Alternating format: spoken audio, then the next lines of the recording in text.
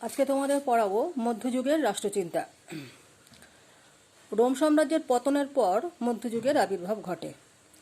Rome সাম্রাজ্যের পতন ঘটেছিল 476 খ্রিস্টাব্দে।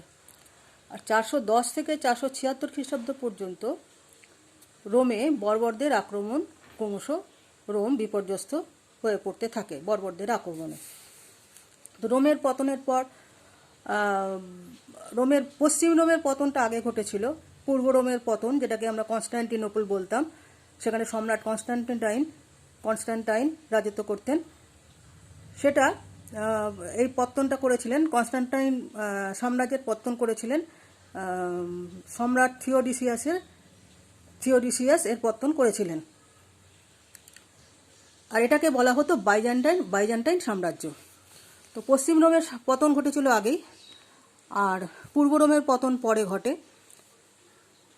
এই সময়টা রোমের পতনের পর থেকে খ্রিস্ট ধর্ম ক্রমশ প্রভাব বিস্তার করতে থাকে। তো খ্রিস্ট ধর্মের প্রভাবের ফলে চার্চের আধিপত্য বেড়ে গেল। চার্চ রাজনীতির ওপর, রাজতন্ত্রের ওপর প্রবল পরিমাণ প্রাধান্য বিস্তার করতে থাকলো। চার্চের কথা না শুনে, পোপের কথা না শুনে রাজা কোনো কাজই করতে পারতেন না। তো সুতরাং মধ্যযুগটা ধরে পুরোটাই খ্রিস্ট ধর্মের প্রাধান্য ছিল। প্রথম দিকটায় মধ্যযুগের প্রথম দিকটায় যখন রোমের পতন ঘটেছে, রোম তো একটা উন্নত সভ্যতার জন্ম দিয়েছিল। গ্রিসের সভ্যতার পরে রোমে একটা উন্নত সভ্যতার জন্ম দিয়েছিল। কিন্তু তারপরে রোম সাম্রাজ্যের পতনের পর একটা অন্ধকারাচ্ছন্ন যুগ, যেটাকে আমরা মধ্যযুগ বলি, সেটা এলো। কিন্তু এই অন্ধকারাচ্ছন্ন যুগে আলো নিয়ে এলো খ্রিস্ট ধর্ম।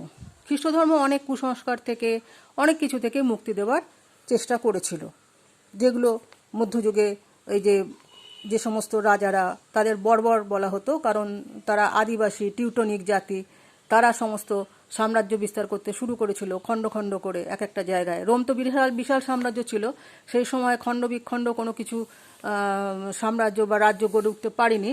কিন্তু রোমের পতনের পর বিভিন্ন জায়গায় আদিবাসী রাজারা তাদের প্রাধান্য বিস্তার করতে শুরু করলো, এবং এরা আধা বর্বর এরকম উপজাতি ভিত্তিক ছিল। তারা নিজেদের জায়গায় নিজেদের শাসন, নিজেদের যা প্রথা রীতিনীতি যা ছিল সেই নিয়ে শাসন করতে লাগলো। তো এই সমস্ত রাজারা কিন্তু ঐক্যবদ্ধ হতে পারেনি, বিভিন্ন এলাকায় তারা আলাদাভাবে শাসন করত। খ্রিস্ট ধর্ম আসার ফলে খ্রিস্ট ধর্মের প্রচেষ্টা হলো এই সমস্ত রাজাদের আনুগত্য লাভ করা। তো এই সমস্ত রাজাদের আনুগত্য লাভ করেন রাজারা বর্বর জাতি, তারা উন্নত হওয়ার জন্য খ্রিস্ট ধর্ম গ্রহণ করেছিল, এবং এই সমস্ত রাজারা খ্রিস্ট ধর্মের প্রচারের জন্য উদ্যোগ নিয়েছিল। সুতরাং খ্রিস্ট ধর্ম নিজের প্রচারের জন্য, নিজের চার্চের আধিপত্য রাখার জন্য এই সমস্ত রাজাদের ঐক্যবদ্ধ করতে পেরেছিল, একটা ছাতার তলায় আনতে পেরেছিল এই সমস্ত রাজাদের। তো তারা কখনো, রোমানরা যেমন একটা আইন ব্যবস্থা করেছিল, রোমানরা একটা উন্নত সভ্যতার জন্ম দিয়েছিল, বিশাল বড় সাম্রাজ্য গড়ে তুলেছিল, আধুনিক শহরকেন্দ্রিক সভ্যতা গড়ে তুলেছিল, সেরকম কিন্তু এরা নিজেদের জায়গায় সেরকম সভ্যতা গড়ে তুলতে পারেনি। শুধুমাত্র খ্রিস্ট ধর্মের প্রভাবের ফলে তাদের কিছু উন্নতি হয়েছিল, এবং তারা সবাই খ্রিস্ট ধর্ম গ্রহণ করে খ্রিস্ট ধর্মের একটা ইউনিটি, চার্চের আন্ডারে এই সমস্ত রাজারা ঐক্যবদ্ধ হতে লাগলো। তো রাজারা রাজত্ব করতে লাগলো নিজেদের জায়গায়, কিন্তু চার্চের অধীনতা তারা মেনে নিল, এবং এইভাবে খ্রিস্ট ধর্মের প্রচার হতে লাগলো। তো এইটা হলো মধ্যযুগকে অন্ধকারাচ্ছন্ন যুগ বলা হয়, কারণ কুসংস্কারের প্রাধান্য ছিল সেই সময়। তারপরে আস্তে আস্তে মধ্যযুগের রাজনৈতিক চিন্তা আস্তে আস্তে প্রসার লাভ করতে থাকে। অবশ্যই খ্রিস্ট ধর্ম প্রভাবিত চিন্তাই প্রসার লাভ করতে থাকে, কিন্তু এই চিন্তার কিছু বৈশিষ্ট্য ছিল সেই সময়। মধ্যযুগীয় রাজনৈতিক চিন্তার কিছু বৈশিষ্ট্য ছিল। প্রথমত, 1 নম্বর, মধ্যযুগীয় রাষ্ট্রচিন্তা মূলত ছিল ধর্মকেন্দ্রিক। আমি প্রথমেই বললাম যে ধর্মের মধ্যে চার্চের আয়ত্তাধীনে সমস্ত রাজারা ঐক্যবদ্ধ হওয়ার চেষ্টা করেছিল, এবং তাদের শাসনের উৎস ছিল খ্রিস্ট ধর্মের বাণী। চার্চ তাদের ওপর আধিপত্য বিস্তার করেছিল। তো এটা গেল মধ্যযুগের প্রথম, তারা পুরোটাই রাষ্ট্রচিন্তাটা ধর্মকেন্দ্রিক ছিল, ধর্মকে কেন্দ্র করেই গড়ে উঠেছিল। 2 নম্বর, রাষ্ট্রকেন্দ্রিক স্বাধীন চিন্তার অনুপস্থিতি। স্বাধীন চিন্তা, যেটা ম্যাকিয়াভেলি থেকে শুরু হয়েছিল মধ্যযুগের পরে নবজাগরণ, তারপর তো ম্যাকিয়াভেলি এলেন। ম্যাকিয়াভেলি যেটা শুরু করেছিলেন যে শুধু রাষ্ট্র, রাষ্ট্রের রাজত্ব, রাষ্ট্রের শাসন এইটা ছিল না মধ্যযুগে। সেই জন্য রাষ্ট্রকেন্দ্রিক যে স্বাধীন চিন্তা, মানুষ যে রাষ্ট্র নিয়ে চিন্তা করবে, এই ধরনের কোনো চিন্তা সেই সময় ছিল না। এটা একটা বৈশিষ্ট্য। দুই তরবারির তত্ত্ব আরেকটা বৈশিষ্ট্য, 3 নম্বর। দুই তরবারির তত্ত্ব বলতে কি বোঝাচ্ছে? সেই সময় একদিকে ছিল চার্চের শাসন অর্থাৎ ধর্মীয় অনুশাসন, আরেক দিকে ছিল রাজার শাসন, রাষ্ট্রের শাসন। এই দুটো শাসনকে, দুদিকে বলা হচ্ছে দুই তরবারির তত্ত্ব। অর্থাৎ একটা জগৎ, যেটাকে বলে আধ্যাত্মিক জগৎ, পারমার্থিক জগৎ, সেটা নিয়ন্ত্রণ করছে ঈশ্বর বা গড বা খ্রিস্ট, যীশু খ্রিস্ট, সেই জগতের পরিচালক। আর যে পার্থিব জগৎ, যেখানে মানুষজন বাস করে, সেটাকে বলে রাষ্ট্রের জগৎ বা রাষ্ট্র, এবং তার শাসক হচ্ছেন রাজা। এই দুই দিকে দুজন শাসককর্তা ছিল বলে মধ্যযুগের এই তত্ত্বটাকে বলা হয় দুই তরবারির তত্ত্ব। অর্থাৎ দুই জগতের শাসন, একটা হচ্ছে ঈশ্বরের জগৎ আর একটা হচ্ছে রাজার জগৎ। এই দুই জগতের শাসন দুই তরবারির তত্ত্ব। সেই সময় অনেক লেখক, মধ্যযুগের লেখকরা এই দুই তরবারির তত্ত্ব প্রচার করেছিলেন। এই যে দুদিকে দুজনের শাসন, জনগণকে ভোগ করতে হচ্ছে বা জনগণকে মেনে চলতে হচ্ছে, এই দুই জগতের শাসন, এটাকে বলে দুই তরবারির তত্ত্ব।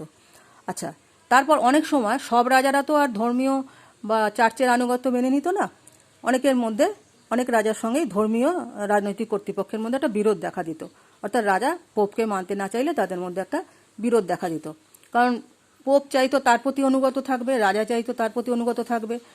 যে রাজা পোপকে মেনে নিয়েছে তার কোনো অসুবিধা নেই, কিন্তু যারা মানতে চাইছে না, যারা নিজেদের শাসন বজায় রাখতে চাইছে, তাদের ক্ষেত্রে অসুবিধাটা দেখা দিচ্ছে। এক্ষেত্রে একটা বিরোধ দেখা দিয়েছিল। এটা একটা অন্যতম বৈশিষ্ট্য। দেখবে দুটো গোষ্ঠী আছে, একটা হচ্ছে প্যাপালিস্ট, মানে যারা পোপের প্রাধান্যকে বিস্তার করতে চেয়েছিল তারা হচ্ছে প্যাপালিস্ট, আর আরেকটা হচ্ছে পার্থিব, মানে রাজার কর্তৃপক্ষ, তাদেরকে আবার আরেকটা গোষ্ঠীতে ভাগ করা হয়েছে, তারা নিউট্রাল বা তারা রাজার প্রতি বেশি বিশ্বস্ত। এই দুটো গোষ্ঠী ছিল। আরেকটা বৈশিষ্ট্য হচ্ছে রাজশক্তি সেই সময়টায় ক্রমাগত প্রাধান্য বিস্তার করতে থাকে। পোপের ওপর থেকে খ্রিস্ট ধর্মের অনেকটা আস্তে আস্তে আস্তে আস্তে ম্রিয়মান হয়ে যেতে থাকে এবং রাজারা অনেক বেশি ক্ষমতাশালী হয়ে উঠতে থাকে। তাদের হাতে অনেক অর্থ আসতে শুরু করে, ব্যবসা বাণিজ্য বাড়তে শুরু করে। এই সময় রাজারা তখন নিজেদের শাসন, তাদের ক্ষমতা বৃদ্ধি করতে থাকে এবং পোপকে বা চার্চকে অনেকটা দূরে সরিয়ে দেয়। তো এখানে শেষে বলা হয়েছে, দেখো যে তোমরা পেজটা দেখে নেবে, পেজ হচ্ছে 59 পৃষ্ঠায়। শেষে বলা হয়েছে যে এই সময় মধ্যযুগে রাষ্ট্রচিন্তাকে প্রভাবিত করেছিল গ্রিক আর রোমান চিন্তাধারা। আর সেই সময় উঠেছিল, সেই সময় যে দুটো দর্শন প্রাধান্য বিস্তার করেছিল, একটা হচ্ছে স্টোয়িক দর্শন আর একটা হচ্ছে খ্রিস্ট ধর্ম, ইউরোপীয় জাতিসমূহের সামন্ততন্ত্রের ধারণা এবং প্রতিষ্ঠানগুলির স্বকীয় আইনের স্বাধীনতা ও ক্ষমতা। এই আর একটা আইনের ধারণা সে সময় গড়ে উঠতে শুরু করেছিল। রোমানরা আইনের ধারণা দিয়েছিল, তারপর প্রাকৃতিক আইনের একটা ধারণা গড়ে উঠতে থাকে। এই 5টা বৈশিষ্ট্য নিয়ে মোটামুটি মধ্যযুগের রাষ্ট্রচিন্তার বৈশিষ্ট্যকে চিহ্নিত করা যায়। এবার আমি একটু ইংরেজিতে বলে দিচ্ছি, যেহেতু পিঙ্কি আছে। পিঙ্কি, তোমার যে বইটা আছে তার 111 পৃষ্ঠা দেখবে, সেখানে the nature of medieval political thought ওইটা পড়বে। ওটাতেই ক্যারেক্টারিস্টিক্সগুলো বলা আছে। ক্যারেক্টারিস্টিক্সগুলোর মধ্যে এগুলো রয়েছে, দেখো সেগুলো হচ্ছে আমি যেগুলো বললাম। The middle ages, the thought in middle ages was unhistorical, unscientific and uncritical. কোনো ক্রিটিসিজম হতো না, ঠিক আছে? কি বললাম আমি? মিডল এজে the thought in the middle ages was unhistorical, unscientific and uncritical. অর্থাৎ যা বলতো পোপ, যা বলতো চার্চ, যা বলতো তার কোনো ক্রিটিসিজম হতো না। It reasoned by deduction from general dogmas based upon belief rather than by induction from observation, investigation and experiment. No scientific method was followed in the Middle Ages. Only the belief and the induction of observation rather than induction of observation, investigation and experiment. This is the scientific methods: observation, investigation, experiments. No scientific method was followed in that time. All thoughts are unhistorical, কোনো historical base ছিল না, সাইন্টিফিকও ছিল না, and আনক্রিটিক্যাল। And the main theme was in the medieval age was the conflict between church and the king, monarch. Main characteristics of the medieval age was the conflict between the pope and the king or the monarch. The monarch who obeyed the church, obeyed the church and also liable to the church and pope, there was no conflict. But some monarchs became independent and they made laws of their own, not in religious rules. He did not follow the religious rule. He followed his own laws made by him and asked the people to follow these rules. This monarch came independent, and independent monarch and the pope, the two came to conflict, and it was all over the Middle Ages. This conflict was run through the all Middle Ages. And after the Middle Ages, there came the Renaissance. The pioneer was the Renaissance was Medeaval. But there's a span of time that was big, very big span of time of the Middle Ages, through the Middle Ages, and the secular power of monarch and the ecclesiastical power of the church came to conflict to each other. At different periods of controversy centered around concrete and sometimes local phases of questions. But the general tendency from the 9th to 13th century was toward the development of a well-rounded theory of ecclesiastical and papal supremacy in world politics. That the question arises, which power is supreme? Is papal power or power of pope, or the power of monarchs, that is secular power? That through the I said 9th to 13th century, this 9th to 13th century, these 4 centuries are called Middle Ages. Okay, after 13th centuries there came Renaissance. So the medieval ages is characterized mostly by the religious laws, religious customs and conventions, and the secular ruler undermined by the papal, by the pope, and religious supremacy, controlled by the religious supremacy. So it was the main characteristics of the Middle Ages.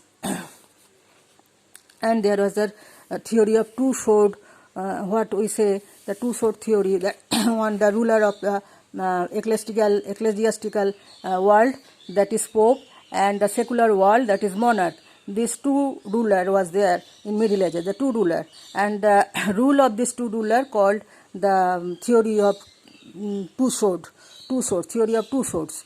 The one sword is pope and another sword is secular ruler, there is monarch. It was another characteristics of the Middle Ages, and many writers of that time they have followed this theory of two swords. Mainly the Salisbury, St. Augustine, and many other thinkers of that time followed this theory of two swords, and they discovered this theory, the theory of two swords. So this was the characteristics of Middle Ages. Now it was your lecture. Today's lecture is that the characteristics of the Middle Ages.